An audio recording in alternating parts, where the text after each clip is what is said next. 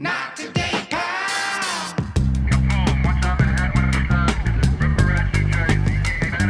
Not today.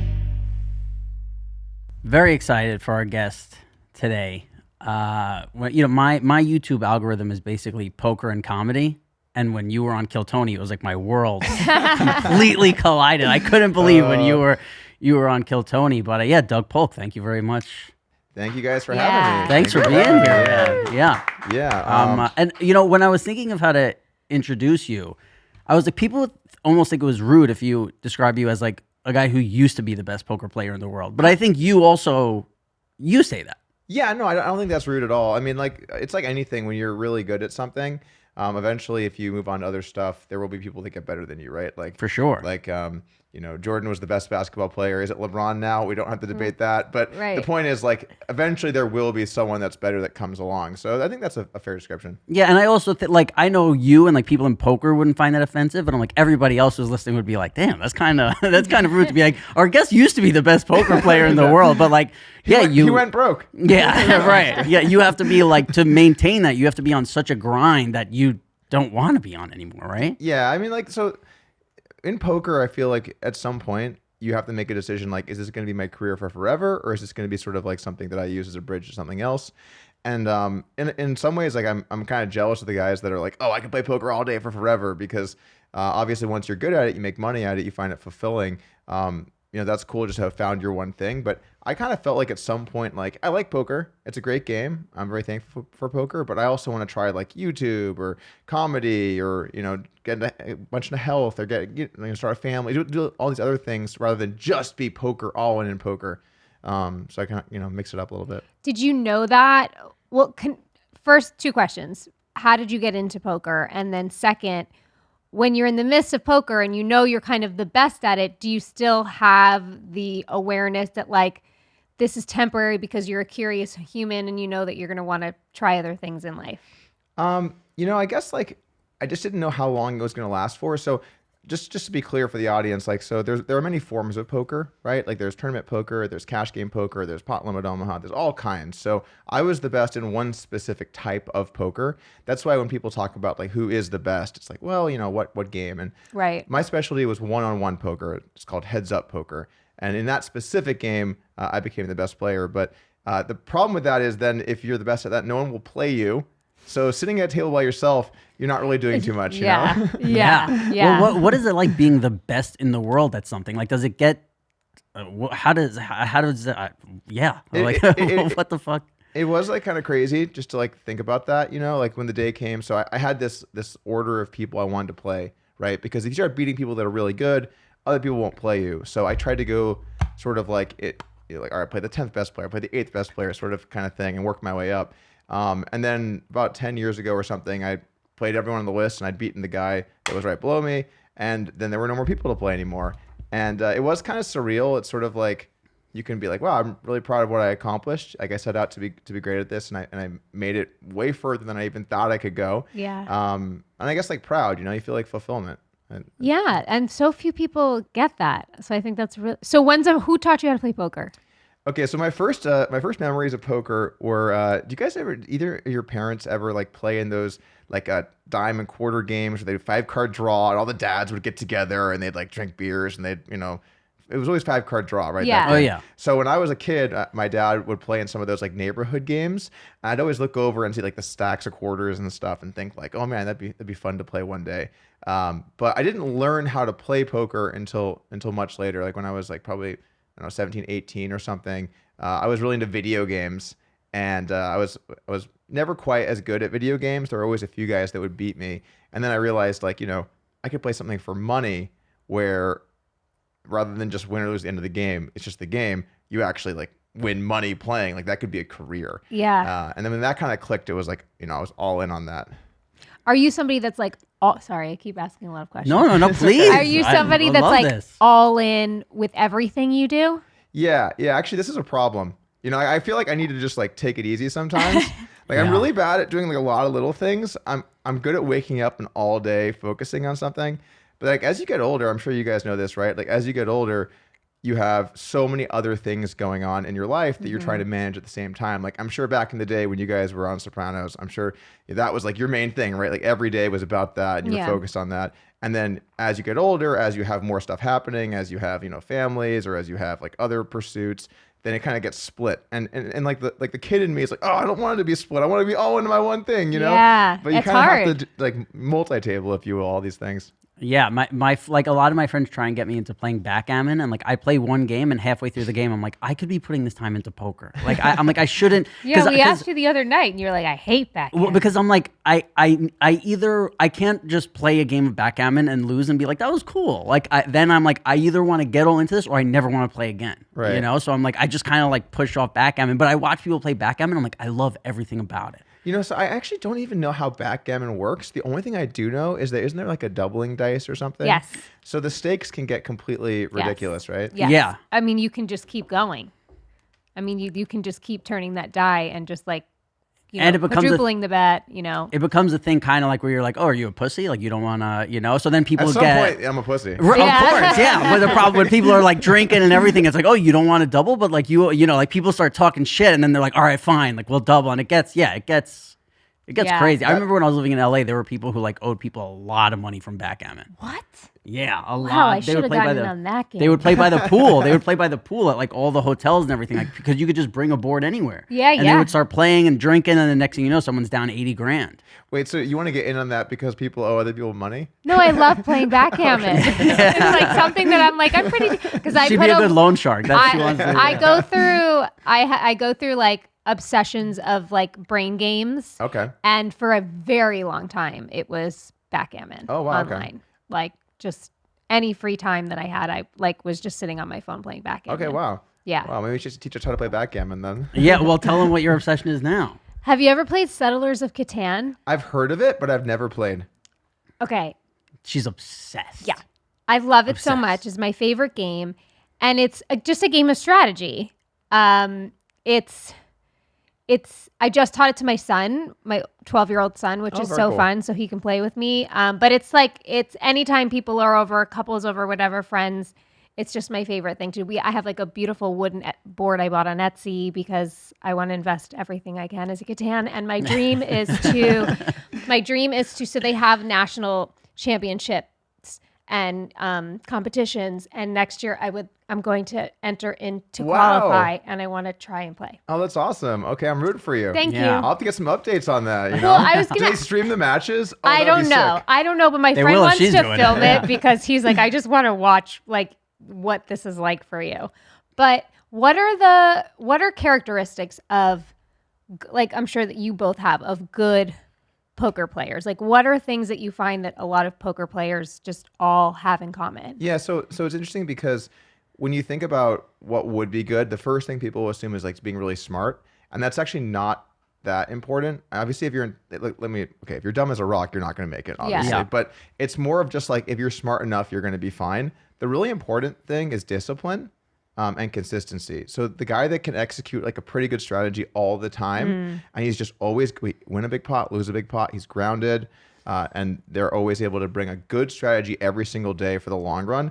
They're gonna destroy the guy that's like really smart, really great some days, but then some days he gets upset or he's angry or like, oh, I should beat that guy, or feels like some kind of ego with it, because the cards don't know ego, right? They're just random. So whether you're winning or losing, you have no idea which direction it'll go. So I would say consistency and discipline are probably the most important characteristics. Probably Yeah. for any profession. Yeah. I feel like I can think of like actors that I admire, and I watch their interviews, and it's the same. They're like, I'm not afraid to fail. I'm not afraid to, like, I'm just consistent with my efforts, and I don't get thrown off if it's a bad take or whatnot. Yeah. Nothing says discipline to me like actors.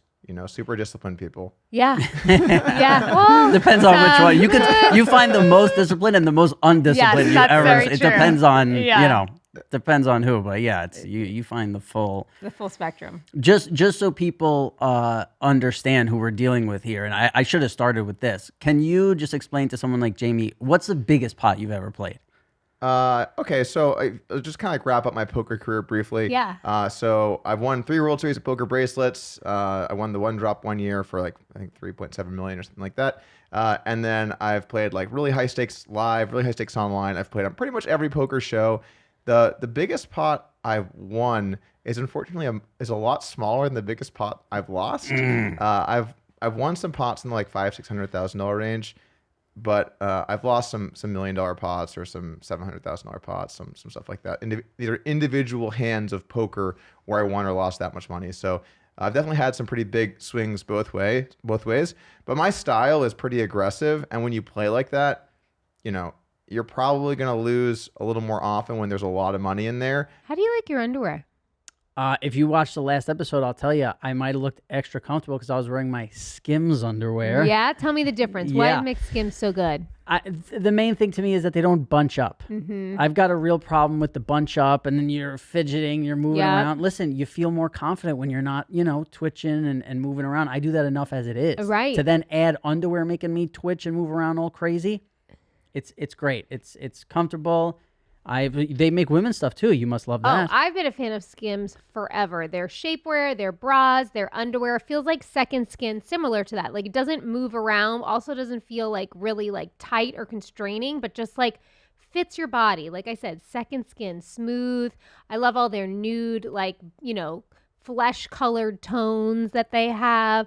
They're very soft. They're very lightweight. They're very durable.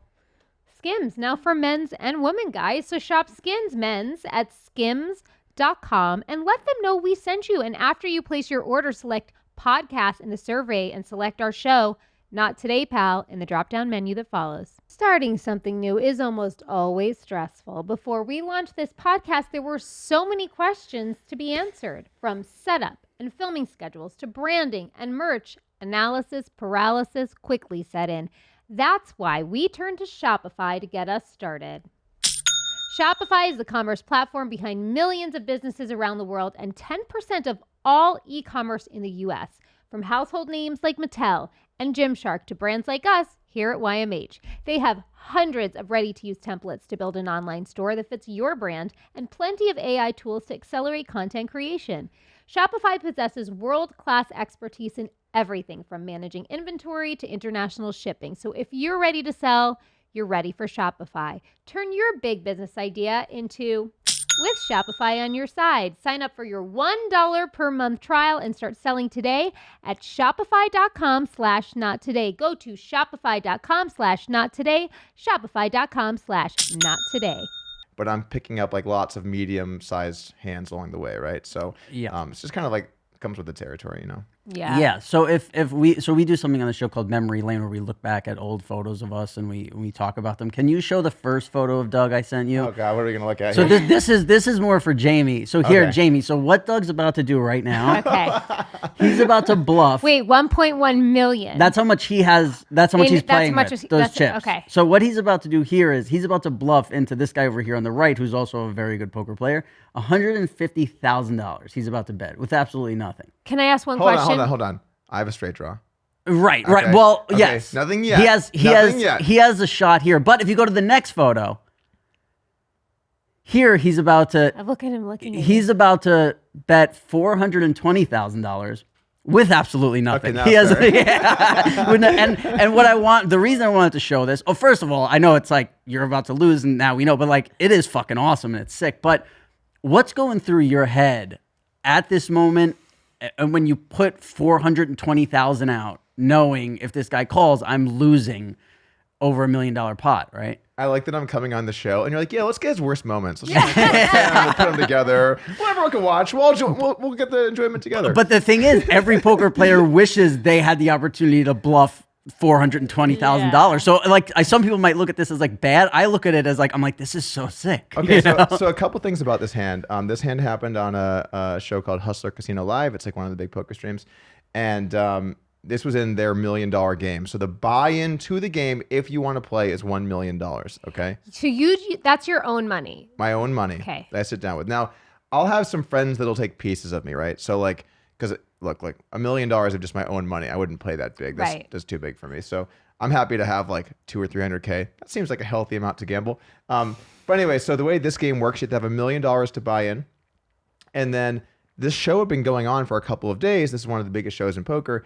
And people have been playing very scared. You know, like there was a lot of like very conservative play. So I kind of came in and I'm like, you know what? I'm going to make sure this is a show. I'm going to go after some pots. I'm going to try and bluff some people and we'll see what happens. So I raised the turn here with a straight draw. You know, so basically like I have a very bad hand, but if the straight gets there, obviously I have a strong hand. And the river did not complete it. It just paired the board. So I felt like in this situation, my hand had some good properties to bluff. I don't have to get into the poker strategy stuff too much, but basically like, here's a good rule of thumb. On the river, if you have one of your worst hands and the opponent checks to you, you should probably bluff. That's a good general tip. So I bet 420,000, I think, on the river here. And unfortunately for me, my opponent had a full house, which is a pretty good hand. Which is what you don't want your opponent to have when you're bluffing. Yeah. Right. But when you put in that 420,000, what's going through your head? Or when you're bluffing, do you try and think of some? Because what I try and do is think of something completely different from what's going on. I try and like disassociate from everything. So I'll go back into like something that I like. What do I need to order from Amazon? Or like I try and just get away. Yeah. So there are two different approaches people take with that. The first is that you do that one. You just like, you know, I did that for a long time where I would just like look at a card in the middle and just lock eyes on that card and then think about whatever else in the world, like think about anything else that's going on and just take myself away from that situation. But what some people will do is they'll convince themselves that they have a good hand. Right. So they go, I have it. I have a good hand. And then that way they feel like they have it. Yeah. And they might even look like they have it. Yeah. But then if they call, then they have to, you know, they don't have it. But they convince themselves. You know, your mind's pretty powerful. You can play a lot of tricks on yourself, right? Yeah. So those are kind of the two schools of thought, really. I always just try to like stay still and look at a card and not give anything off, basically. I feel like the guy on the right, Tom, for people who don't know, that's Tom Dwan. I feel like he kind of invented on high stakes poker that like stare at that middle card and just, I think he was bluffing like Barry Greenstein in a hand and he was just staring at the middle card. Like, and people were like, this guy he looked like hypnotized, like in a way. And that I feel like after that, everyone started doing that. I'm not sure where it originally came from, so I guess I can't say if it was him or not, but I can say like it's a relatively common thing to just like find some spot and stare because good play, like look at this right now. This guy, imagine you're going to bet 400,000 on the river and the guy's just staring you down and you're going to try and bluff him, you know? It's pretty awkward. It's like an awkward moment. Well, that's what I was going to ask you too is because I know nothing about poker and that career, even though Rob, that was his life for so long. I know that like consistency, like you were saying, those characters are important, but how much also, or when did you start to think about, if at all, like reading other people? Like when did that enter? Because that's part of it, right? Yeah, so there are a lot of different styles in poker. There are some guys that are more math and some guys that are more like that. I'm more on the math side. Okay. So my strategy is more about not giving anything away. That said, sometimes there are things that happen where you're like, I need to take that into consideration, right? Like particularly if it's a newer player or if someone says something that, you know, sounds kind of weird. But the basic rule of thumb is when people try to seem strong, they're weak. When people try to seem weak, they're strong. So when people are like kind of hiding and not saying anything, they're quiet. And that's usually a good hand that's like not trying to bring attention to it. Mm-hmm. And when people kind of like, you know, puff themselves up a little bit, like, you know, look kind of tough, they throw the chips out there strong. That's usually a little more likely to be weak. Now, that's not something you can just take to the bank, right? Right. People will do all kinds of stuff. But if I lean any direction, it's sort of like a classic human emotion of like hide when you're strong and like present yourself strongly when you're weak. Oh my God, I'd be the worst poker player ever. I mean, if you're that good at Settlers of Catan, I think you'd probably be okay. Well, Rob was talking to me earlier and wondering how long after you learned Catan would it probably take for you to just dominate? Well, I don't know the rules of the game. Right, just a typical board game. Yeah. Like I feel like for you, like I know, again, I talked about this with you before we started, but like when I go to Atlantic City, I see guys who've been playing there for 20 years and they're stuck in the same pattern in their head of like, I'm just so unlucky. They never try and learn. Like there's people who believe you can't, like, I don't know if you're around this ever because like these are people at like lower stakes, but like you can't learn how to play poker. Like it's just the luck of the cards, the draw, and it's some people who've been playing for 20 years and you see it and it's crazy. So for some reason there is this bastion of poker players where they're old guys that think like, well, you haven't played nearly as many hands as I've played, you know, yes. kind of mentality. But the thing is, poker, you have to learn right? So if you just spend years playing, you're not learning, it kind of doesn't matter that you're spending all those years. You have to spend them productively. Like play hands, go study, look up what you're supposed to do, play more hands, study, ask questions, have a poker group, learn. Like that cycle is what makes you good at poker, not just playing.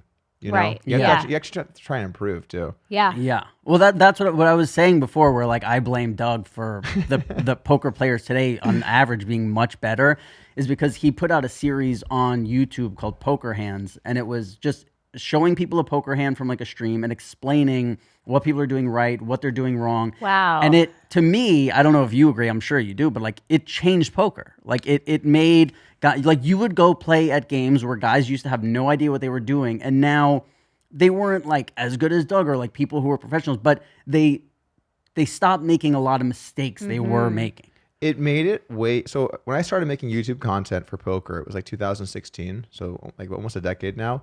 And when I entered the landscape, there were very few people making poker content, and there were no good players making poker content. Well, because they didn't want anyone to get good, I guess, right? give I away was their- going to say that's very generous of you. Yeah, very. Well, but remember, no one was playing me anymore, so I didn't really have much to lose. Yeah. Right. Yeah. Well, that's Yeah. where you graduate to, right? Yeah. I guess. Yeah, so I actually started a poker training website called Upswing Poker, and in conjunction with that, I started making YouTube videos where I would teach people how to play poker. So yeah, I'd break down famous hands, big hands, hands between well-known people, like all kinds of interesting stuff, and I just say like, okay, like this is good, this is bad, this is why. And I think the main thing is it made it really accessible for people. Yeah. Where it used to be kind of unclear where to just learn poker easily. Like maybe you sign up for a training site, but there weren't good resources for someone just to kind of learn about hands in general until the Poker Hands series. So that's still probably my most popular series of poker content I've done. But yeah, I think like it helped a lot of people get better at poker. Yeah. But there are pros and cons to that too, right? Like it might make the average game a little bit tougher, which is bad. But now you have more people getting into poker, more people trying to learn poker, more people kind of coming up through poker. So it's like it's a trade-off. You have the average game gets a little tougher, but now you have more people playing. And the reality is a lot of people, they're just not going to put in the effort to try hard and to try and learn because it's boring, and they just want to relax and gamble with their friends, which is fine. I mean, you're allowed to do that. It's your money. Yeah. So Yeah. there's some give and take with that. But see, I feel like learning like those charts and like and putting that time, I think like it was boring and a lot of people didn't want to do it. But when you came out with these videos that people could watch on like while they're eating lunch and this, like I think a lot of people were like, oh, because when did that series come out? Like when did you start Poker Hands? 2016.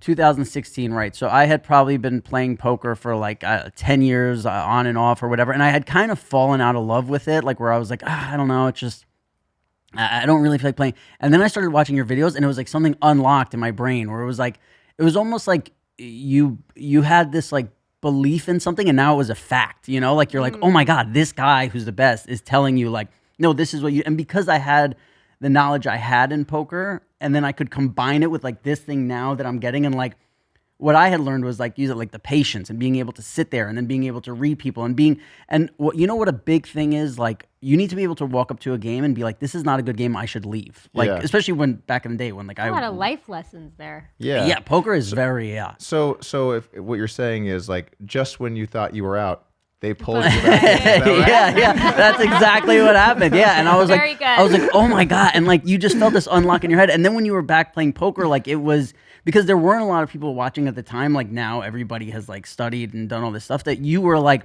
oh my God, that guy's really doing that, and it's something that I was doing 6 months ago, and you're like, he doesn't know you're not supposed to do that, Yeah. and you could just sit there and like, it was crazy when and then like.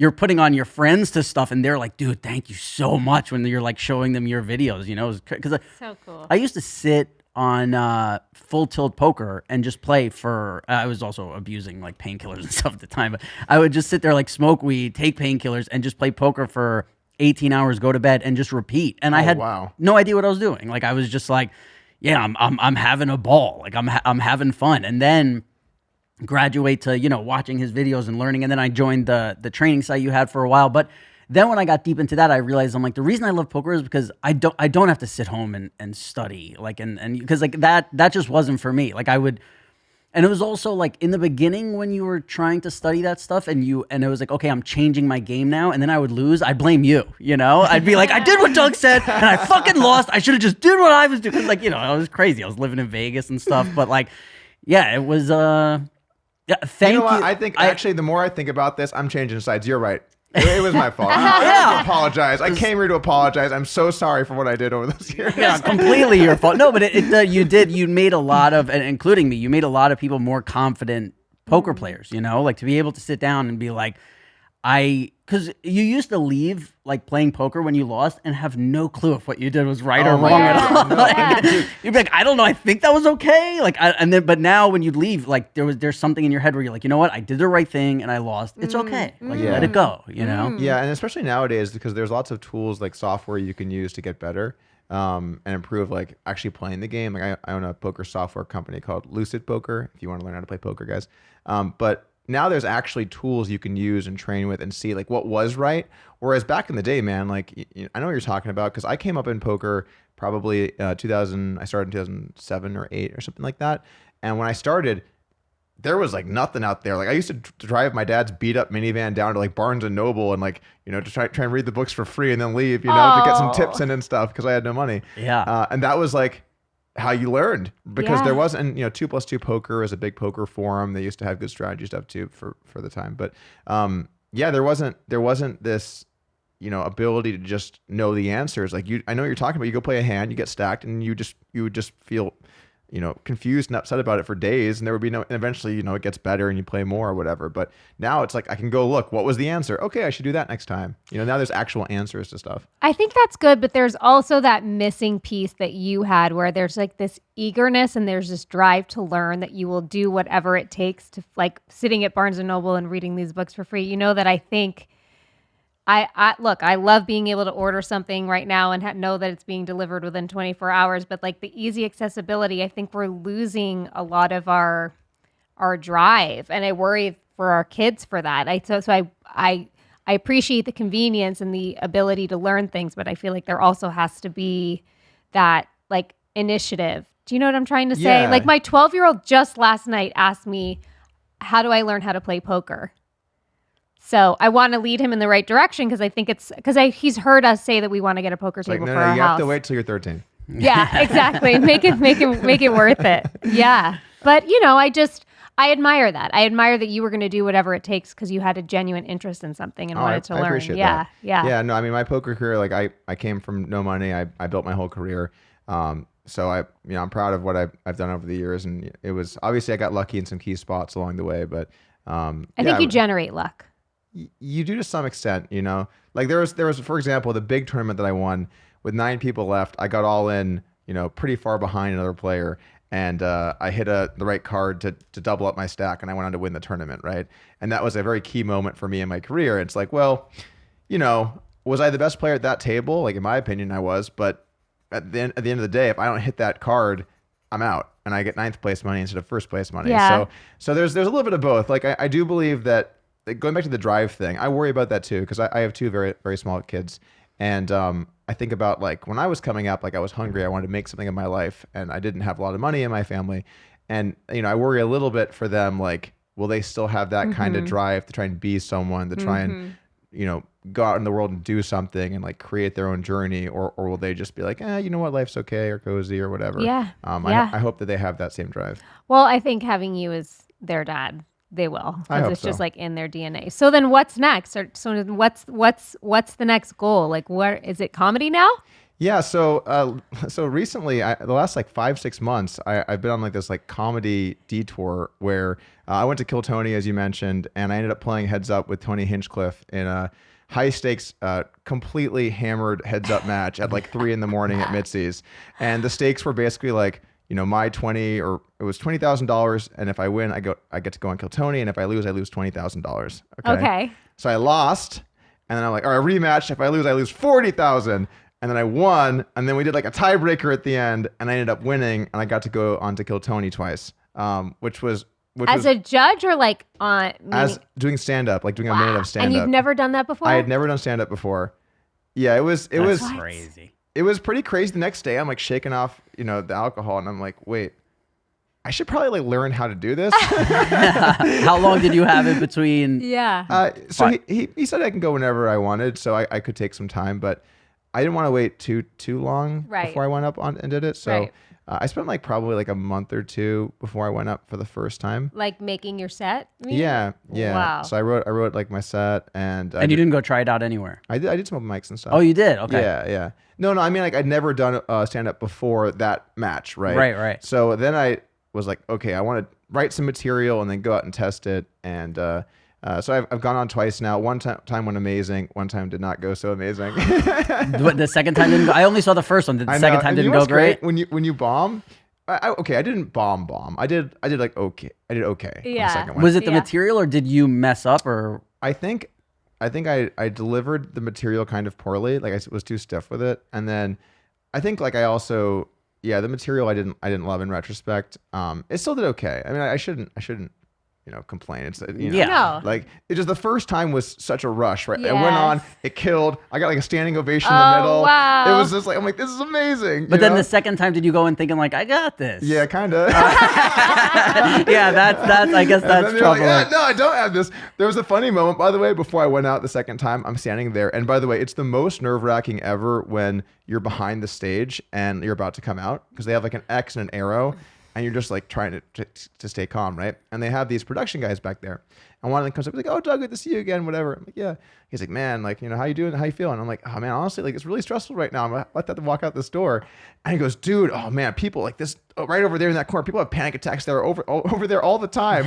I'm like, yeah, not making me feel better, man. Yeah. Right, Oh thanks, my yeah. God. I mean, there's some of the best comedians in the world still say they black out, like when they go out there, like onto a stage to do material, and not every time, but there are just times where like they'll be like right about to go on and be like, what am I doing? Like Yeah. it's crazy. Oh, it was like that. I mean, so I went on, and then there's a 2-week delay between when you go on and when it airs, and I'm like, how did that go? Like, I'm wondering how that because you kind of black out a Yeah. little bit. Yeah. You just go up there and you try and do your thing, and that's kind of it. But I mean, I've been doing I've still been sticking with it. I've been doing some like smaller shows and writing material every day as much as I can, and I've been trying to work on. I think I could be pretty good. I That's don't know. awesome. I don't know how great. far I can go, but I just it's kind of like before, like it's like the new journey, right? Yeah, It's like yeah. my Settlers of Catan. Yeah. Let's do it. Yeah. See, I've love never that. done stand up. I would never do stand up, but like we've won like awards and you go up and like accept it, and then you don't even know you're about to go up. They're just like, they say your name and you're like, what? Like, and then you're up there and but when you walk away, you go, what did I say? Like, I don't remember. And then there's people who are like, I could tell when you see them that they're like, like you didn't thank me, huh? And you're like, I don't know what I Come said. on, Wait, man. well- You gotta thank your mom. Yeah, I No, but know. when we went up there, we didn't speak, right? Like there was always somebody else to speak. No, when we did like the Young Star Awards and I stuff. cried. Do you remember? You were like, "Why are you crying?" And I was like, "I don't know." But when we would be up on stage at like the Emmys or the Golden Globes or whatever, and obviously one of our other cast members would speak, when I would just be up there and looking at everyone, I would feel like paralyzed, like frozen. Like it's a lot of energy. It's a lot of power like coming your way. It's a lot to take in. See, I never felt any pressure with that because I didn't have I didn't to feel speak. pressure. I Yeah. just was like,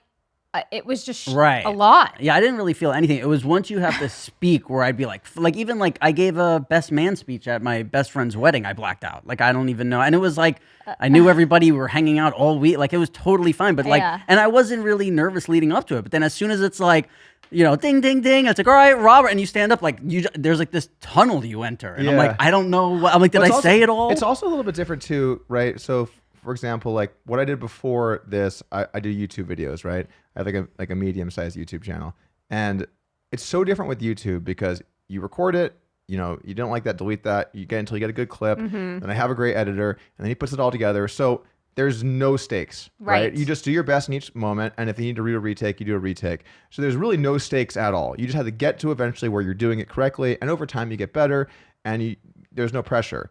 Whereas when you do something that's like live audience, there is incredible pressure, and now it's like you've almost built up all these bad habits. Where like, oh, do a new take, oh, do a new take, do a new take. Yeah, and yeah. And now you can't do that anymore. You Yeah. got one take, so you gotta do it in this take Yes. now. And that's like really stressful, to go from that kind of content before where you have that freedom where there's no pressure like that to not do it now.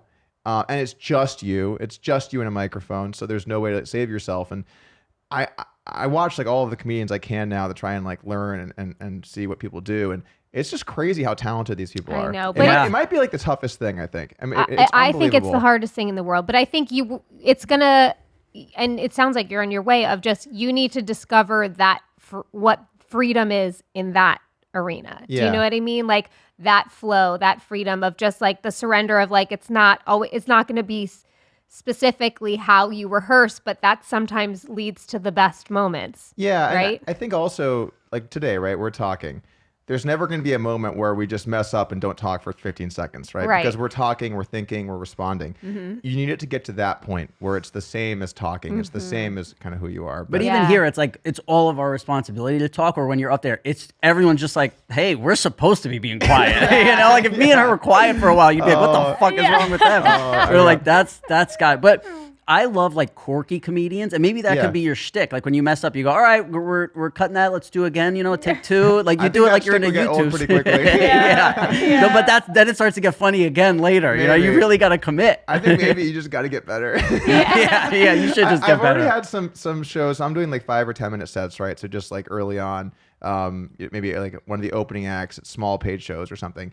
And I've had some really good ones. Like I've had some ones where it went extremely well. Like I did this one show in San Antonio. It's like a smaller club, and it's East Side San Antonio. So it's like all like a Hispanic and Black club, right? So I walk in and I look at this wall, and there's 40 comedians up on the wall, and they're all Black or Hispanic, 0 white people. Okay, I look around, audience not that different.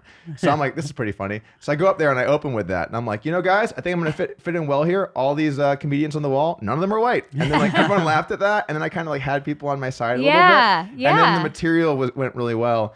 But then sometimes you have sets where like you go up there. And I'm still so new that when I mess up, I can't smoothly transition into something else. Like you can see that I messed up, right? Yeah. Whereas the pros, they like, if they forget some jokes or they make an error, you can't even tell. You don't even know anything happened. And I had one recently where I was like, here, I did something at the Vulcan, where earlier on in the show, I basically like, I was like, wait, what goes here? And then the audience is like, oh God, this guy. You know, you can just see it. And you're Yeah. like, all right, well, we got 5 more minutes, guys.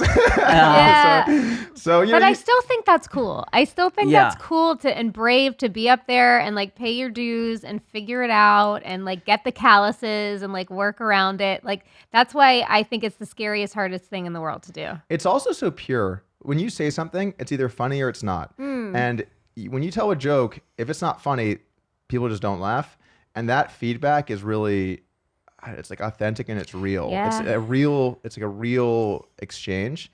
I like that. I like the pureness of that. Well, that's like That's Andrew cool. Dice Clay. You know, I've struggled with substance abuse a lot and all this stuff, but like Andrew Dice Clay talked about like the reason why so many comedians fell into like addiction and all this stuff is like he would perform at 10 o'clock at night in an arena with 30,000 people chanting his name, Oh my God, screaming, yeah, you're the great, you're the best. And then it's like you're supposed to go lay down and go to bed 20 minutes later. Like you're 4 hours later from all that energy, like 30,000 people just chanting at you and screaming your name and this, and then to go like, oh, yeah, I'm just going to go home and go to bed. Like you need something. Poker's like that too. Like that hand you showed, 100%. right? You know, I play these giant pots. I think I lost $1 million that day. We played it until 3, 4, 5 in the morning, and then you get back to the hotel and you just like lay down. I'm not gonna be able to sleep right now. I need hours to just compartmentalize this, Yes. to accept this, to just get back to my baseline. And then you start going, you know what? My life is good. Right? You ever fall into that? I know that when I've lost too much, you start going, hey man, look, my life is good. I'm a healthy human being. Like you suffer through all, especially if you're in a Oh my hotel. God. When you're at home, it's a little better. But when you're in a fucking hotel, especially in a casino, like I used to go out to like Borgata for a week at a time, and like if you lose the first 3 days in a row, you start to get so in your head and just horrible, and then you're in this hotel and you're like you're just looking for any sort of like, and it was like winter time and there's snow outside and you're like, I just need something good. I feel like of anywhere I've gone to play poker, and I've been to a lot of places, the single most depressing is Atlantic City. It's pretty bad. I think it's #1 most depressing. I'd have to think about that if I could find somewhere like. But I went off to the a top of the casino in head- Alabama. Was it Alabama on our drive to Alabama? That the Golden Nugget. That one was pretty depressing. Nugget. They have a golden nugget in Alabama. Or it was like on the drive to Alabama from here. Well, you Louisiana. used to be a big, Louisiana. You used to be a big blackjack girl, right? Love blackjack. Oh, Yeah, she nice. was. Yeah. I could sit at a table for hours. So you could count cards? No, it's like just like all feel for me. I take losses. Okay. I kind of just lock in. I don't know. It's very weird. My strategy always is the second I get my money back, it's in my bag, that I start with in my bag, and I won't open it up.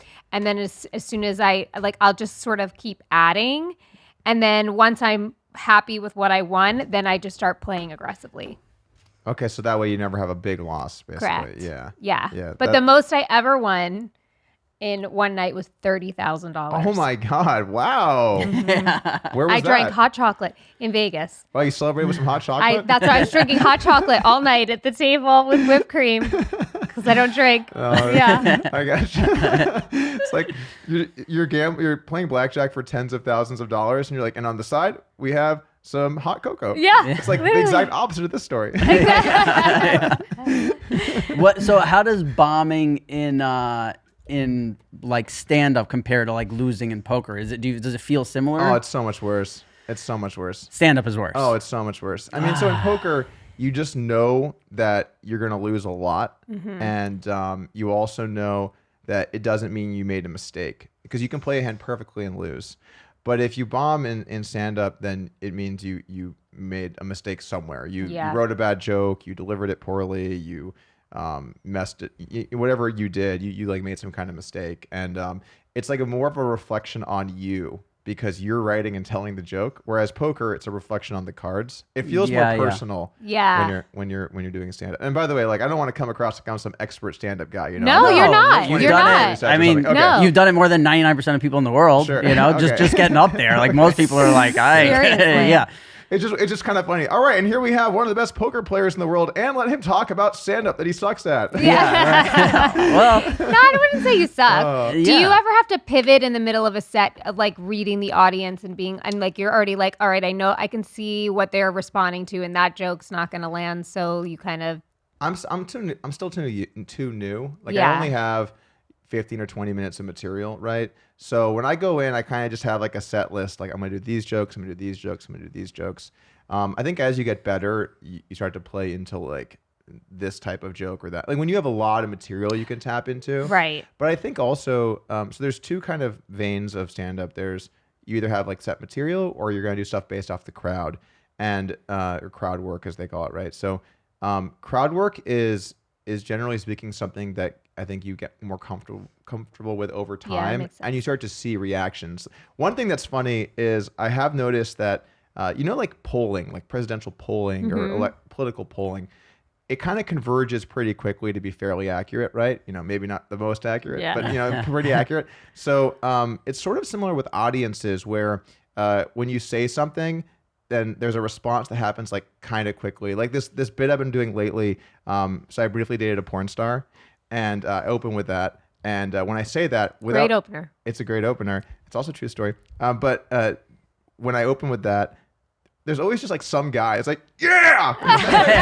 right. Yeah. and like I've been responding with like, oh, nice, you like that? Nice to meet a fellow cuck. Yeah. He instantly opens his phone and follows you on YouTube. He's like, I approve of this guy. Yeah. And then like people will laugh at that. I'll be like, all right, now I'll leave you alone so you can sit there and watch. I know you like that. Yeah. And that goes well every time. So I can just say I date a porn star and wait.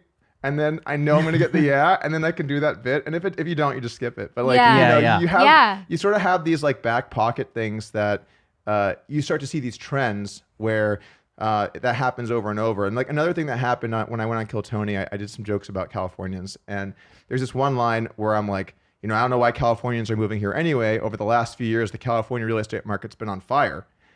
All right. And people laugh, but what happens is it's like a slow laugh, like some laugh, then more laugh, and you know, I'm like, oh, that's a slow burn. You know? Yeah. So you start to see nice. these things happen, and then you can kind of play off of them through experience. And like all of the comedians that are really good, they're obviously brilliant writers and they can deliver things extremely well. But then they start to see the way that the audience responds to things, and they can play off of it. And then there are these moments that seem totally made up to you, the person that's never seen it. Right. But to them, they've done this to a ton of audiences, and they know what people are going to kind of respond like. Yeah. Totally. Wow. Yeah. So what what is the drive home like from Kill Tony after you crush compared to like the second time?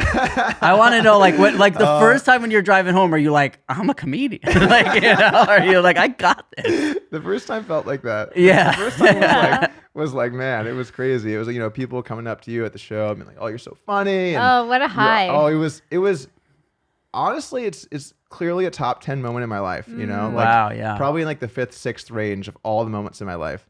And you've had a lot of good ones. I've had good Yeah. ones like Yeah. getting married, having kids. The porn star. Shout out to my wife. Yeah. No, but seriously, like the good moments in life. I mean, Yeah. it was amazing. Winning a bracelet. Those are all moments that are with your best friend, right? Wasn't he your? Yeah. That, I mean, that's so. There's an event at the World Series of Poker where it's like a tag team, and you could play with whoever you want. And he played like with his best friend, and they Oh, won. how cool. That's gotta be. I mean, just Yeah, it was crazy. It was like the first time they did that event actually. And Right. so you can tag in and out at any point in that tournament. So day one, I'm with my buddy and he's like, dude, we're going to win this. I'm like, all right. It's day one. Let's take it easy here, Yeah. champ. So day two, we agree that he'll play the morning shift and I'll do the evening shift. So he plays 6 hours and then I play 6 hours. And so he plays 6 hours of poker. He builds up a nice stack of chips. I come in, he tags me in. First hand I'm in there, I run a giant bluff on some other guy at the table. So I tag in and I run all of our chips at this guy. My friend's just sitting here watching like his 6 hours of work this morning just go into the pot. The guy folds, I table the bluff, and I go to high five my friend, and he's like, what the hell, dude? I just worked for 6 hours. You're just punting it all off immediately. What is this? But then so we made the final table, and I actually had to play another tournament while that was going on. So I was like playing 2 different tournaments at once. And when we won, I was playing the other tournament, and the camera guy came over and said, "Oh, hey, do you want your winner's photo?" I'm like, "Oh, we won? That's crazy. Didn't even. Wow. Wasn't Oh, even there for wow. that." Yeah. Wow. Yeah. so when That's cool. when you became like when you were driving to become the best at poker, how much of it was like a love for poker compared to like I think I can just make money doing this or be the best or Well, when you start anything, so I think you have to have like a healthy amount of realism for where you are, and you can have goals to improve and get better and do your best, but you don't want to set yourself up for failure by hoping to one day be something that you're not, right? So with poker, I just wanted to make sure I was a winning player. Then you get there. Okay, now I want to move up in stakes. Then you get there. Okay, now I wanted to. You just kind of put like shorter. I've seen something about this actually, where you want to try to avoid really long-term goals, and you want to do way more short to mid-term because they're a Right. lot more actionable, and then you can actually achieve them, and then you're not just sort of looking at them like, oh, this is impossible to get to this place. Yes. The next step isn't impossible. You take it one step at a time, right? So I kind of always had one step at a time. And I mean, man, like when I started poker, I had nothing. I had, my dad's beat up minivan. That was it. Yeah. I didn't think like one day I was going to be some high stakes poker player. It just kind of happened by always trying to be good at it, And I what think- was it for the love of the game, or was it because you were like, I can just make money doing this? Like, or did you? Because there's some people who just like love poker, and then there's other people who are like, I do this to make money. I think it's kind of both. I mean, I'm less money driven than a lot of people.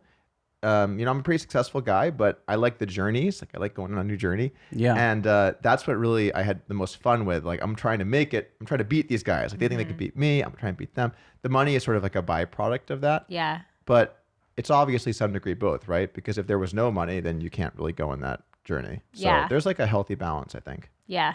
Yeah. Well, and I think that makes, those small attainable goals and having it just be about that, it just makes it more fun. And then you're just surprised at where you're headed. You know what I mean? And to me, that I would always rather be like just shown where life is going to take me than like know where it is. Right, You know what yeah. I mean? Like I look back at my life and it would never have imagined that I would be exactly where I am right now, and I wouldn't trade it for the world. And I like that I didn't know where I was headed. So Yeah. I like not knowing where I'm headed. It has to be kind of interesting for you guys too, because like you guys rose up so fast, so young, right? Like so it's funny. My wife and we'd never seen The Sopranos until like a few years ago, and I'm like, we should watch this. Like it's a good show. And so then we watched like the whole thing in like a few months or whatever, Cool. just like grinding it out. But for you guys at the time, like you were so young. I mean, to kind of get thrown into the spotlight like that, I feel like for people in that situation, it's got to then be kind of tough to navigate where you go from there, right? Like figuring out sort of the next steps in your life. Like, did you guys feel that? I've gone through my own journey of not associating any of my value with my career. I think that That's really I've healthy. had to do some undoing and some unlearning and some sort of disassociating and realize like, yes, because at 16 years old, when like your first big job is like the number one show in the world, and then it's never quite that, or even if like, it's just, it can be confusing and overwhelming. And so, yes, I think I've had purposeful and sometimes not by choice, hiatuses, which have just allowed me to sort of get to know who I am without that, which was Right. important. Yeah. Yeah, I never associated my The way we are so opposite, and I think what brings us together, is the experience we had and the love and respect we have for each other, but also like there's so many things about him that I want to be more like, and vice versa, versa. So we've really, like latched onto each other in life in that way, because just the way he handles things and his perspective is just, I've learned so much of just caring so much less about things than that I was. It's kind of funny that you guys got hired to play a family and then you kind of became a family. Yeah. yeah, it is. Yeah, It's- he's it's Uncle very- Rob to my kids. It's the Aw. best. And the other, like something I talk about all the time is like I have two sisters, and there's 30 people who know they're my sisters, and maybe 5 of them will be like, hey, how's your sister? Where with her, it's like millions of people associate her as my sister, and they're constantly like, how's your sister? Where's your sister? Oh, you and your sister, you and your sister. So like after 30 years, like in my head, it's just like, yeah, well, that's my sister. Like it really is. Like that's how it feels. Like I feel like she is part of my family Yeah. for sure. I think Yeah. it worked out cool too, because if you guys weren't close like that, it would be a lot more annoying and difficult. Because people will always associate you together, kind of. Definitely. Um, And our characters didn't really get along. Yeah. There Yeah. was such contention, and so it made it even more fun to play that, because it was not that at all. Yeah, and she's taught me like so much. But like one of the things that like I always think about that describes me and her very well, but also that like she made me look at things differently is we have a friend, our friend Cassim, and I was describing when I met him, and I was like, oh yeah, I remember meeting him and being like, I don't think I like this guy. And she was like, wait, when you meet people, you think if you like them or not? She's like, I'm just hoping they like me. And I was like, whoa, not only We is that, enter into everything so differently. yeah, like not only is that such the opposite from how I think, but also it's like that's how you live your life. Like you meet people hoping that they like you, And like, that's where I I'm think- like, I think oh my that- God, I want to be more like Rob. I think what Rob is like is a lot more common. oh yeah, yeah. 'Cause I for mean, like sure. when you meet people, you get like kind of a read on them a little bit, right? Like you meet someone, you sort of know like what they're all about or not. And one of the things I've always tried to do is be around people that I feel like have like a symbiotic relationship where it's like positive for both. Not like avoid like one-way friendships, you know? Yeah. Yeah.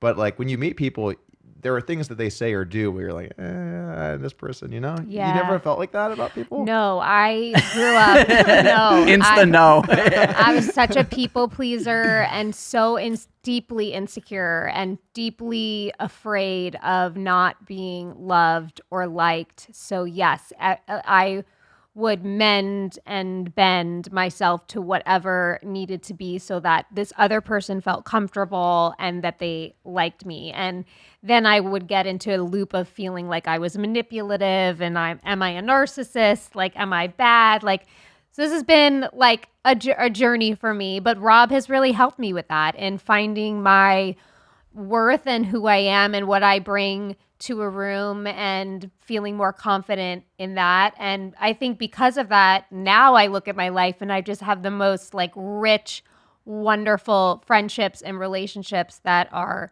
incredible, that I don't necessarily still walk into a room like, I don't know if I like you. I like everybody. Like I really genuinely feel like when I meet people, I can immediately find the good in them or the innocence in them. But he's helped me instill more confidence in myself. Okay, that's good. Maybe Yeah. this is also where poker does that to you, right? Because like in poker, you're always trying to, size people up immediately. Like what kind of player is Yeah. this? What kind of person, make Yeah. some reads. Terrible poker player. Terrible. Yeah. I'd be a terrible one. Well, One day. What's really interesting is like the way that how we've grown up and the adults we've become, and something that happened in our childhood was like I started auditioning when I was 6. So I was auditioning for 6 years before I got Sopranos. So I would constantly hear like, he's too fat. No, we don't want it. He doesn't know how to do like, he's not good enough for this. So I just kind of like shrugged everything off. But also my family, if it was like they didn't like him, my family would be like, fuck those people. Like, fuck these fucking losers in this room, like judging. Like they would make them the villains. But with her, when she would come out of an audition, like her mom or people in her family would be like, did they like you? Like, did you make them like you? And like, so there was that where with me, it was always like, I don't give a fuck if like I understand how she lives her life because of when my friends are like, you know, if my friend is dating a woman for 3 months, he's like, I think this is the one. When I meet her, I'm like, oh, I hope she likes me because we're gonna be around. And I'm like, she lives like that all the time. Like that has to be so crazy. Because when you're going to meet someone where you're like, oh man, I hope this person, you know, I hope, or like you make friends with somebody and they're like, oh, come to my house. My entire life was a first date. Yeah, with Oh my everyone. God. It's like, Jesus. That sounds way too stressful. It was. Yeah. So many cups It of was coffee. very stressful. But I also married somebody that's similar to Rob, who's just like, fuck him, Jamie, fuck him. Like, so, and he's helped me a lot in that way too. It almost feels weird hearing you say the F word. Me? Oh, I curse all the time. I just want everyone to love me. Fuck them. Fuck them, Jamie. yeah. Well, it's funny because we have different segments in this podcast, and one of my favorites, which doesn't get to happen a lot, is like, do you want to say anything mean to anyone? And like, Oh, those burns have to be epic. every burns. 6 months, she has something for someone, and it fills me up. Oh my God. I have to see these. It makes me feel so good when she's like, you know, someone came to my house and they fucking drug shit all over my carpet or like whatever. I'm like, yeah, That's the tell line. them. That's the line. Whatever. It's usually you know. in that vein. Yeah, something like that. She can't go, you know. How nice are these carpets? Oh, well, I do. I very love clean. I love home things. I love home things. Okay. You know what? Like, one of the things I think that made you really likable in the poker community too is like a lot of people when they become like millionaires in poker, they kind of become like these untouchable or like they don't get it. They're on a different plane. And No, Doug, I'm still pretty touchable. yeah, he's always at the lodge hanging out. But also, you did a thing called the bankroll challenge several times, right? Or just I did once, once, and I then did you once. stopped and went back or something. But like, you started with 100 Yeah, I did a challenge where I turned $100 into $10,000.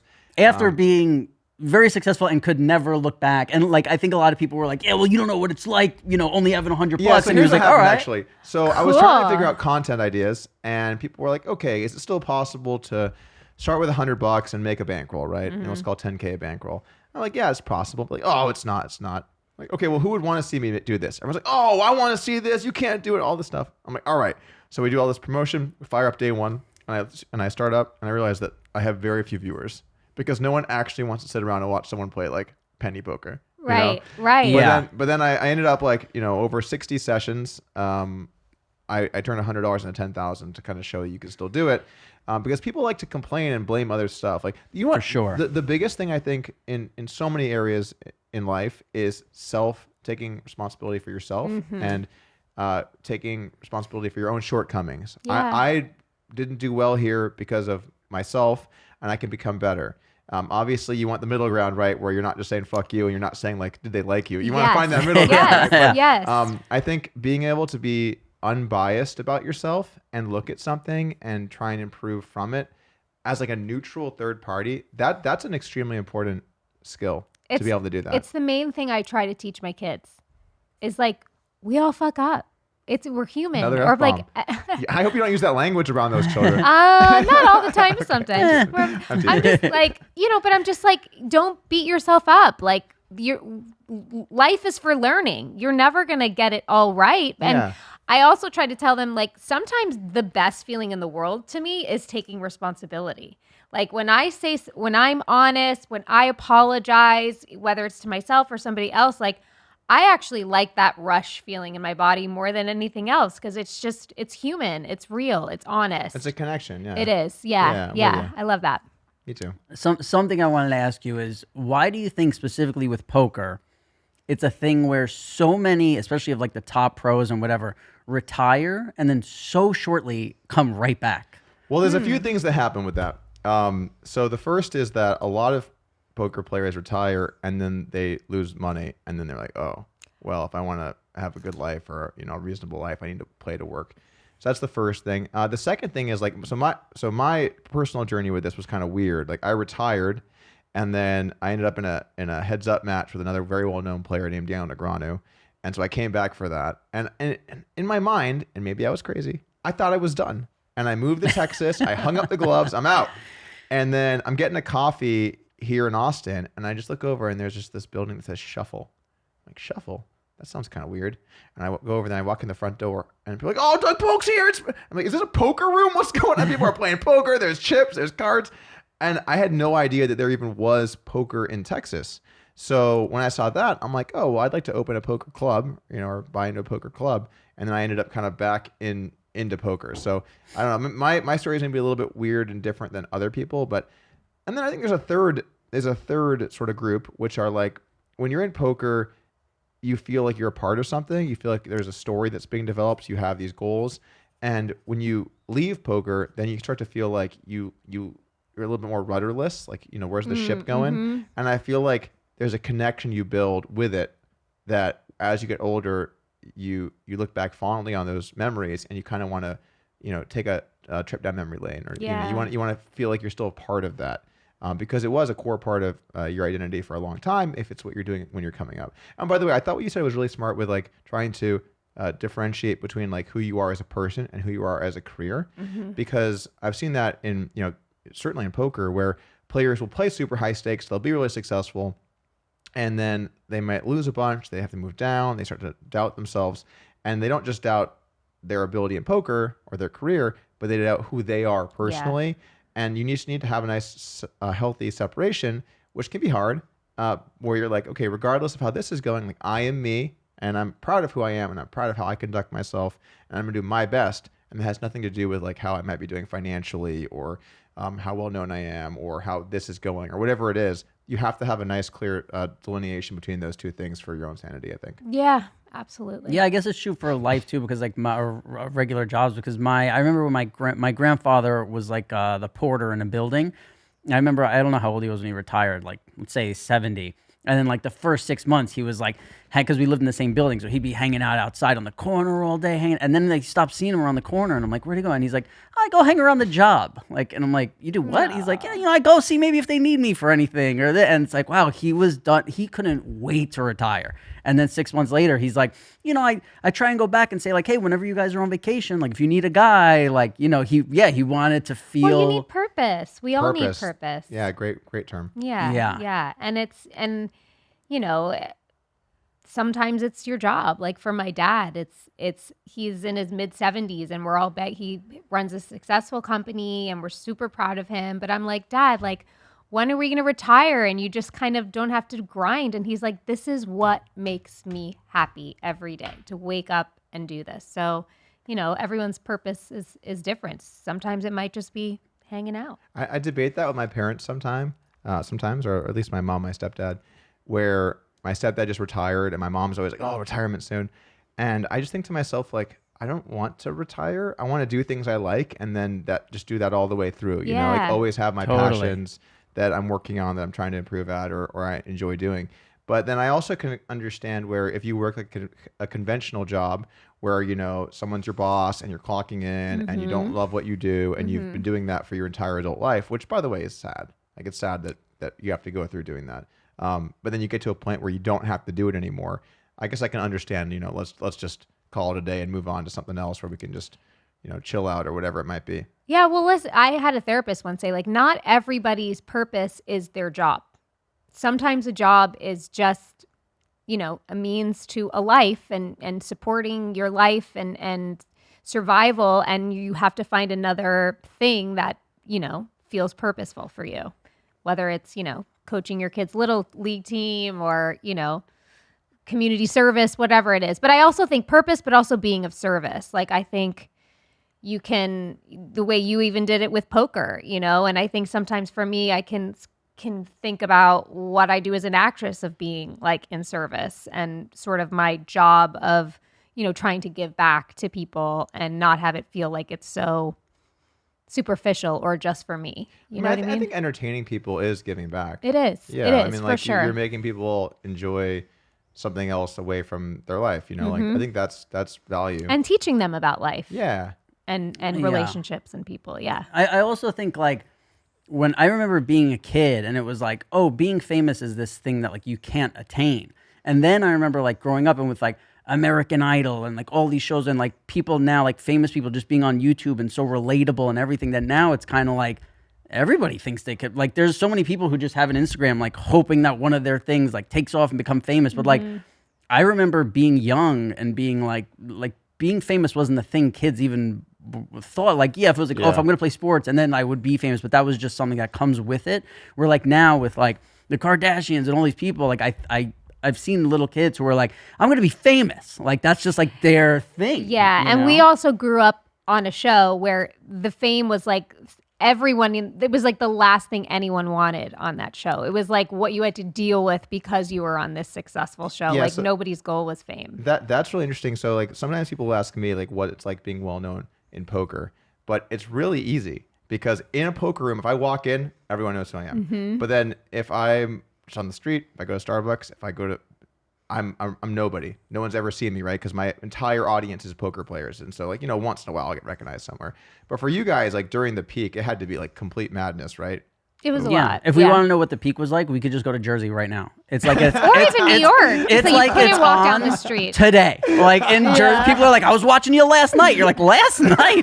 Every night, people, they're the best. Like people in Jersey are just like, yeah, we watch Sopranos, and they'll tell you how all other TV sucks. Yeah. They're like, everything else sucks. It was the best show ever because, like, I don't know, in my head, like growing up in New York City and Jersey's 30 minutes away, I didn't think of it as like such a different thing. But all these people in Jersey are like, no, nothing, there's no shows from Jersey. Like, and this was the biggest show and they loved It like. captured like that area so well, I feel like. Represented. Well, there was just such creative freedom with that show where, it was an honest depiction of this group of people and you weren't afraid of offending anyone or there was no parameters, you know what I mean? It was just a lot of, openness to be completely creative and authentic.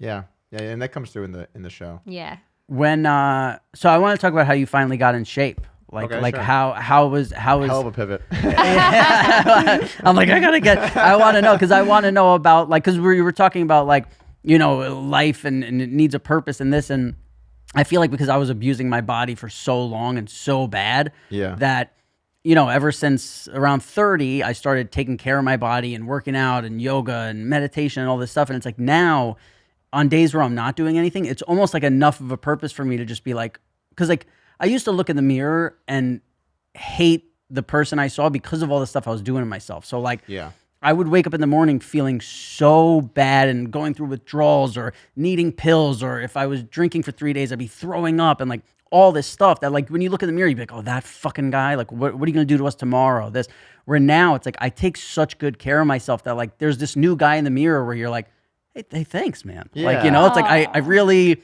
like, I'm not scared of like what you're gonna do to us tomorrow. It's like you've been taking care of us for fucking 10 years, and it's again like not that it's my sole purpose, but like it feels on days where I might not have a purpose that it's enough of a purpose to be like, but it's still kind of new, maybe. I don't know. Yeah, I mean, so there's a balance with it. So just like some backstory on me. So I used to be very overweight. I was like 250 or something.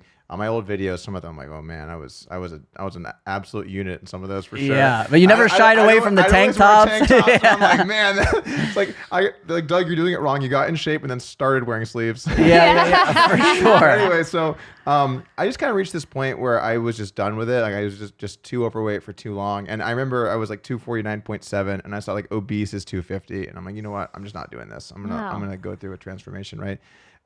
So I really just focused on calories and walking and working and lifting weights, but it's really like the big thing is just calories. It really is. I mean, if you count like everyone debates health stuff, find what works for you, but in my experience, if you count your calories and like your BMR is whatever number, you can look it up online, add in a couple hundred calories for whatever you do during the day, and you eat that number, you're gonna lose weight.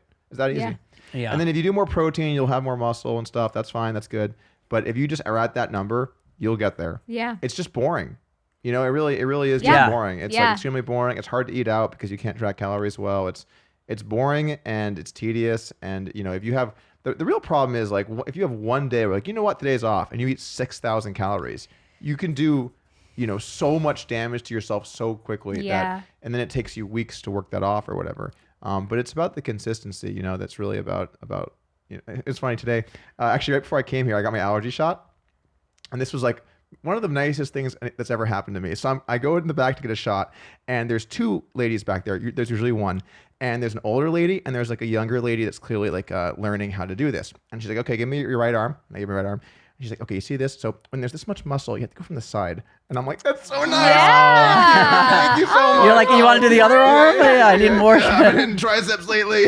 You're like my grandpa hanging around at work. You're just hanging around the doctor's office waiting for her to come outside and throw you a compliment. Yeah. That's awesome. And then they didn't think it was as funny, but I really did. Yeah. No, The intern's like, oh, this guy. I remember how bizarre it was where like even when I was 22, like if you would look at me from how, you know, I came from like being raised in like income housing and had no money and all this stuff. So like from the outside, you'd be like, oh my God, this guy's on top of the world. But I never realized I didn't realize until I got healthy, no one ever asked me for advice because I was such a mess, even though it like could appear that I was doing great. It was like, we don't want to get advice from him because I he's did.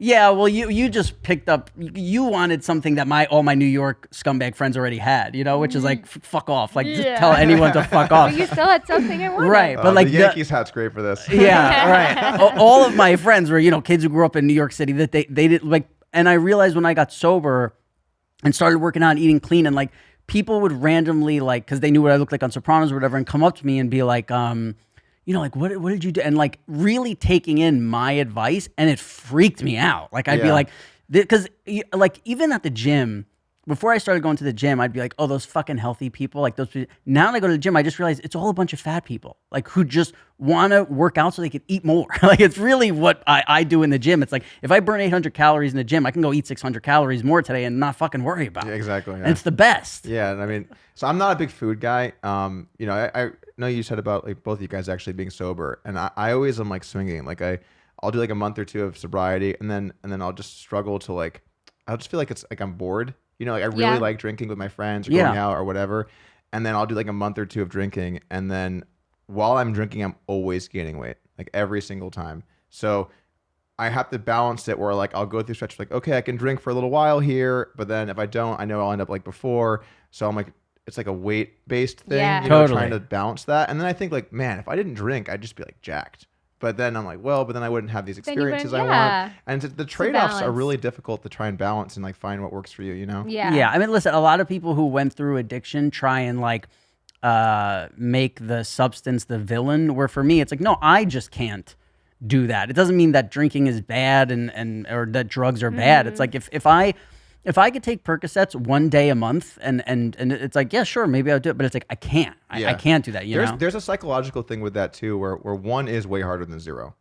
One's way harder than zero because if you have zero, you have a clear gate.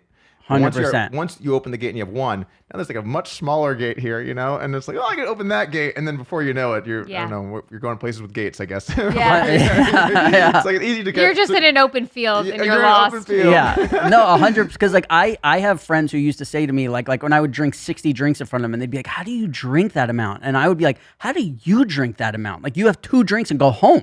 Yeah, I'm like, I have never in my life had 2 or 3 drinks and been like, yeah, that's it for tonight. Like I don't have that in my head. I used to sneak out of places so he wouldn't yell at me for going home early. Yeah. We could get somewhere at 10 p.m. and at 4 a.m. she'd be like, all right, I think I'm going to go. I'd be like, are you nuts? Like, we're just getting going. You're so late, Jamie. Yeah. I never wanted, once I would start just drinking, didn't want the party then. I never wanted to, and that's the thing. It's like, I did Coke, you know, every night for years, but I was never addicted to Coke. I just didn't want things to stop. And it was like, if at 8 a.m. you're starting to get like this, like I did some Coke and I'd be like, oh, I just bought another 10 hours to party. Like, but it was like, I never liked cocaine. And like, I know the things I was addicted to and I was just an addict in general, but like, being addicted to that substance, it's like, I never saw Coke and was like, you know, where with like painkillers, I would like, oof. I know what you're talking about with like not wanting it to end. Like, especially so like, the other day I was in Florida and I was with one of my best friends. He was the best man at my wedding. Great dude. And, you know, I rarely get to see him because he's in Florida and like, you know, we both have kids now and we're hanging out and like, you know, we're having a couple of drinks and I'm just like, I don't want this to end because I know like in like 30 minutes I have to leave and I'm not going to see him again for months or a year or whatever. And, you know, you could talk online, but it's like always different to see people in person. And that feeling of like, I just want this to keep going on.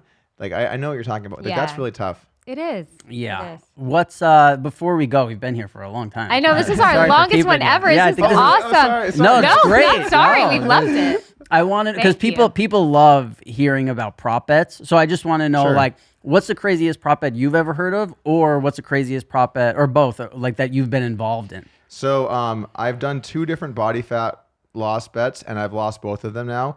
And they were both significant bets where I lost like $200,000 betting on cutting my body fat in half.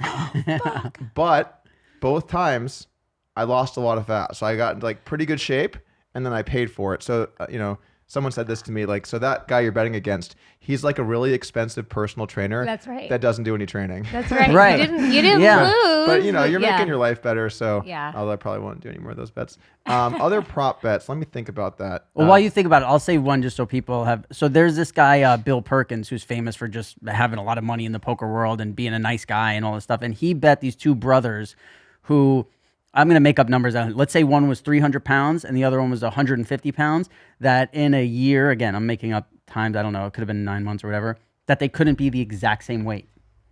And he bet them like a ton of money, but like, so like you put up 10 grand, I put up 100. So like he gave them odds. But like, what if the bigger one like just couldn't lose weight and then the other one just had to gain all the weight? That's the Oh. bet. That's the bet. yeah. So that's what they put their journey, I think, on YouTube. I think I remember watching it back in the day of like them getting to the way, and they did it. They did it, yeah. Yeah, and it was all. That Okay. was one of the All right, craziest bets. I know the story. I know Okay, the story. awesome. Okay. All right. So this happened, I'm going to say about 13 or 14 years ago. And I was actually in Florida, in Orlando, and I was visiting a friend. And there were like a household of poker players, right? They all play poker. They all play high stakes. And I went out with one of them to like some bars in Orlando or whatever. We're drinking, we're hanging out, we're talking about life, poker, whatever. We're out until like 2 or 3 in the morning. I get back, I pass out. I wake up at like 7 or 8 in the morning. I go downstairs. He's on the computer and he's arguing with someone on like Skype or something that he could run 70 miles in the next 24 hours. Okay. So just so we understand, this guy at most slept 4 hours, 4.5 hours, like tops. Okay.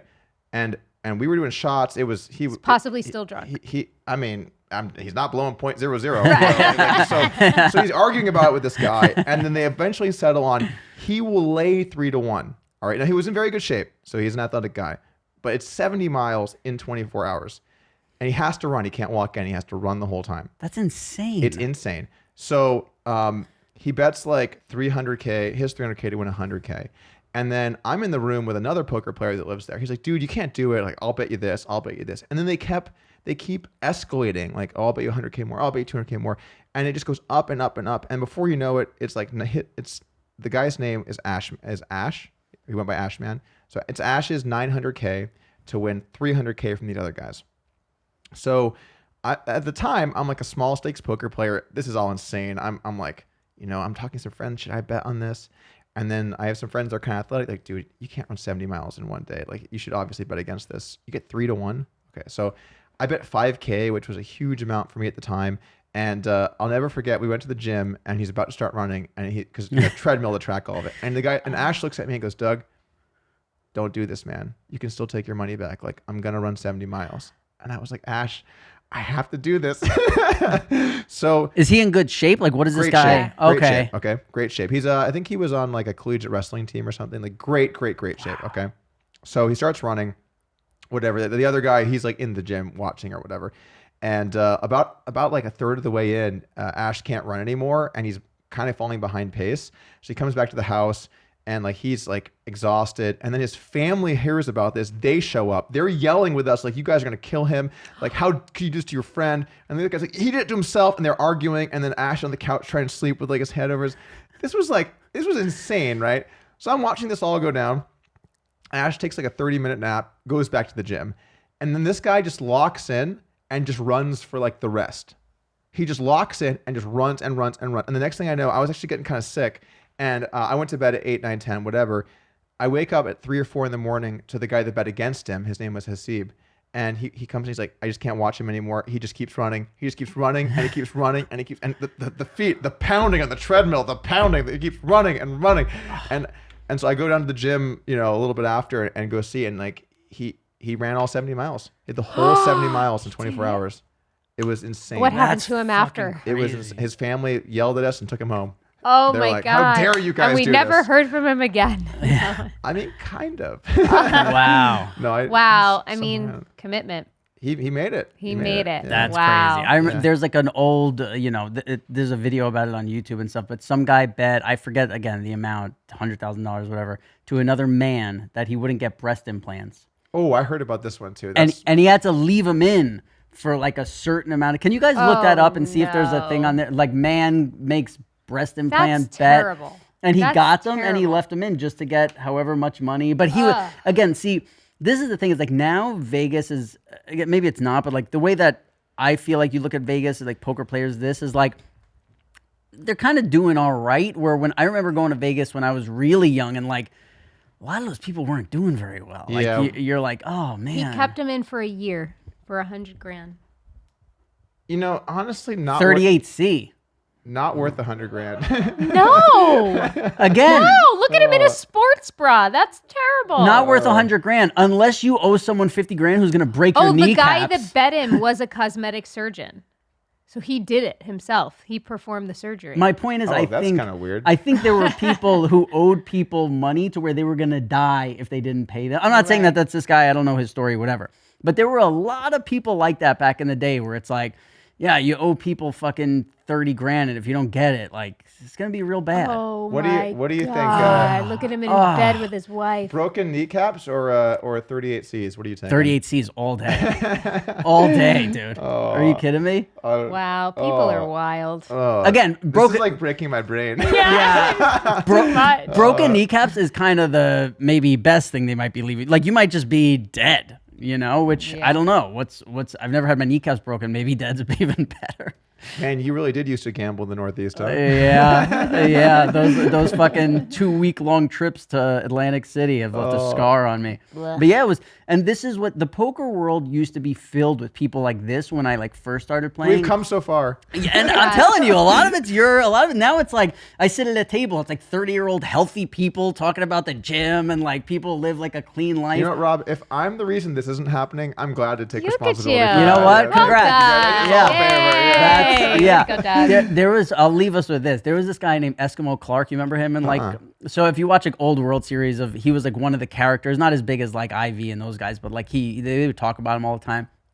And he was always in the poker room, always. And he would stand outside of the poker room with an empty pack of Winston cigarettes. And as soon as like the tournament would lead out for like you get a break every 2 hours for 20 minutes, everyone would just go smoke. And when you were walking out, he'd start talking to you and he'd be like, yeah, how's it going? Like, blah, blah, blah. Yeah. And then he would open the pack and go like, oh, he'd go, I don't have my, can you give me one? Do you mind giving me a cigarette? And he was there doing it Oh, no. every single break with the same pack of cigarettes. And then I remember one time seeing him where like somebody like was like, no, I couldn't give it to him. And people were walking back in and he was like, went in his other pocket, pulled out a pack, took a cigarette out and lit it. And I was like, damn, Eskimo. But like, that's what, if you talk to old school gamblers, like, there's a guy, I don't know if you've ever heard of Steve Fezzik. He's like one of the greatest sports gamblers of all time. He won like what they consider the World Series of Sports betting twice, everything. And he still talks where he's like, no, I go place my bets in this place because they give me this and I can get $1 Gatorade at and he lives in like a mansion. Yeah. But he just has that old school way of thinking where it's like, no, I go to this casino because when you're walking in, there's a refrigerator right there and I get a Gatorade for $1 and that's how Vegas used to be. Like you had to nickel and dime Yeah. everything. And now, I feel like you're winning everywhere. yeah, where now I feel like now it's like there's a lot more healthy people in Vegas and like kind of not that it's all that, but there's a lot more. Probably more. Yeah. When I used to go to How many more? Dude, Yeah. when I used to go to Probably more. Atlantic City, there were none. Like There there still were might be none. right, yeah, but there it feels like there's more. Like I remember, like I was in Atlantic City 10 years ago, and even then, like you go in the gym and like there were some people in there, And you know, today's- where And today's podcast was not sponsored by Atlantic City. you're right.